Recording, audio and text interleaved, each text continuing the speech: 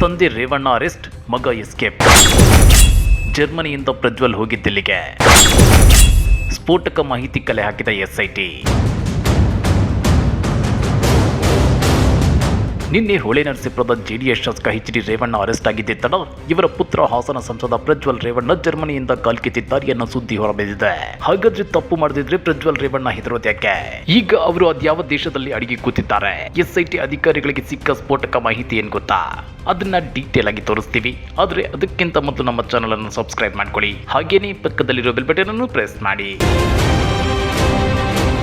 ಹಾಸನ ಸಂಸದ ಪ್ರಜ್ವಲ್ ರೇವಣ್ಣ ಅಶ್ಲೀಲ ವಿಡಿಯೋ ಪ್ರಕರಣಕ್ಕೆ ಸಂಬಂಧಿಸಿದಂತೆ ತಂದೆ ಎಚ್.ಡಿ. ರೇವಣ್ಣ ಅವರನ್ನ ಎಸ್ಐಟಿ ಅಧಿಕಾರಿಗಳು ಬಂಧಿಸಿದ್ದಾರೆ. ಇದರ ಬೆನ್ನಲ್ಲೇ ಜರ್ಮನಿಯಿಂದ ಪ್ರಜ್ವಲ್ ರೇವಣ್ಣ ಇದೀಗ ಬೇರೆ ದೇಶಕ್ಕೆ ಹಾರಿದ್ದಾರೆ ಅನ್ನೋ ಸುದ್ದಿ ಹರಿದಾಡ್ತಿದೆ. ಹಾಗಾದ್ರೆ ಪ್ರಜ್ವಲ್ ರೇವಣ್ಣ ಒಂದು ದೇಶದಿಂದ ಇನ್ನೊಂದು ದೇಶಕ್ಕೆ ಹೋಗ್ತಾ ಇರೋದಕ್ಕೆ? ಪ್ರಜ್ವಲ್ ರೇವಣ್ಣ ಯಾವುದೇ ದೇಶದಲ್ಲಿರಲಿ, ಯಾವ ಮೂಲೆಯಲ್ಲೇ ಇರಲಿ, ಅವರನ್ನ ಹುಡುಕಿ ಅರೆಸ್ಟ್ ಮಾಡ್ತೀವಿ ಅಂತೇಳಿ ಗೃಹ ಸಚಿವ ಡಾಕ್ಟರ್ ಜಿ. ಪರಮೇಶ್ವರ್ ಹೇಳಿದ್ದಾರೆ.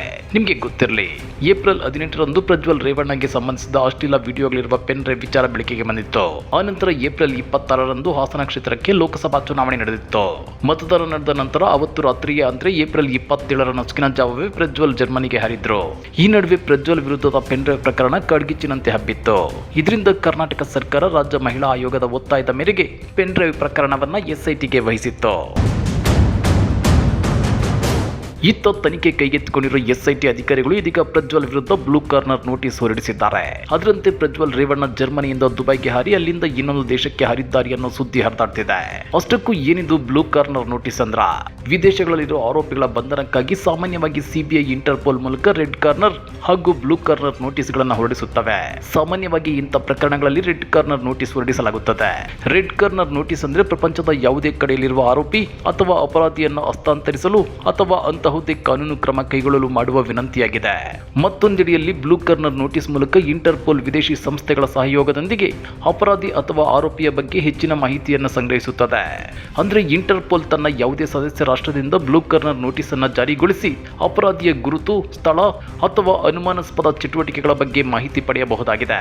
ಪ್ರಜ್ವಲ್ ರೇವಣ್ಣ ವಿರುದ್ಧ ಎಸ್ಐಟಿ ಕೆಲವು ದಿನಗಳ ಹಿಂದಷ್ಟೇ ಲುಕ್ಔಟ್ ನೋಟಿಸ್ ಜಾರಿಗೊಳಿಸಿತ್ತು. ಯಾವುದೇ ಒಂದು ಪ್ರಕರಣದಲ್ಲಿ ತಲೆಮರೆಸಿಕೊಂಡಿರುವ ಅಥವಾ ನಾಪತ್ತೆಯಾಗಿರುವ ಆರೋಪಿಯ ಪತ್ತೆಗೆ ತನಿಖಾ ಸಂಸ್ಥೆಗಳು ಅನುಸರಿಸುವ ಕ್ರಮ ಇದಾಗಿದೆ. ಇದನ್ನ ದೇಶದ ವಲಸೆ ಬ್ಯೂರೋ ಹಾಗೂ ಗೃಹ ಸಚಿವಾಲಯ ಮಾತ್ರ ನೀಡಬಹುದು.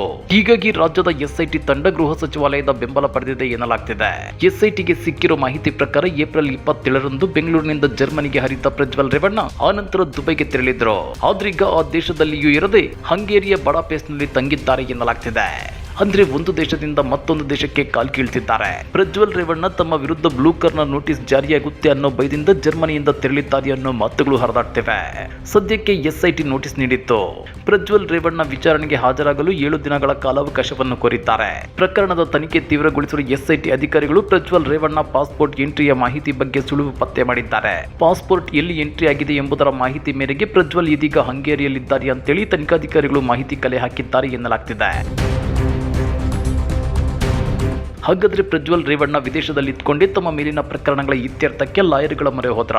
ನಿನ್ನೆ ಪ್ರಜ್ವಲ್ ತಂದೆ ಎಚ್.ಡಿ. ರೇವಣ್ಣ ಅರೆಸ್ಟ್ ಆಗಿರೋದು ಪ್ರಜ್ವಲ್ ಪೆನ್ ಡ್ರೈವ್ ಪ್ರಕರಣ ಮತ್ತಷ್ಟು ಕಾಂಪ್ಲಿಕೇಟೆಡ್ ಆಗಿ ಮಾರ್ಪಡುವಂತೆ ಮಾಡ್ತಾ? ಕಮೆಂಟ್ ಮಾಡಿ, ವಿಡಿಯೋ ಲೈಕ್ ಮಾಡಿ, ಶೇರ್ ಮಾಡಿ. ಇಂಥ ಮತ್ತಷ್ಟು ರೋಚಕ ರಾಜಕೀಯ ಸುದ್ದಿಗಳನ್ನು ಮಿಸ್ ಮಾಡದೆ ನೋಡಬೇಕು ಅಂದ್ರೆ ನಮ್ಮ ಯೂಟ್ಯೂಬ್ ಚಾನಲ್ ಅನ್ನು ಸಬ್ಸ್ಕ್ರೈಬ್ ಮಾಡ್ಕೊಳ್ಳಿ.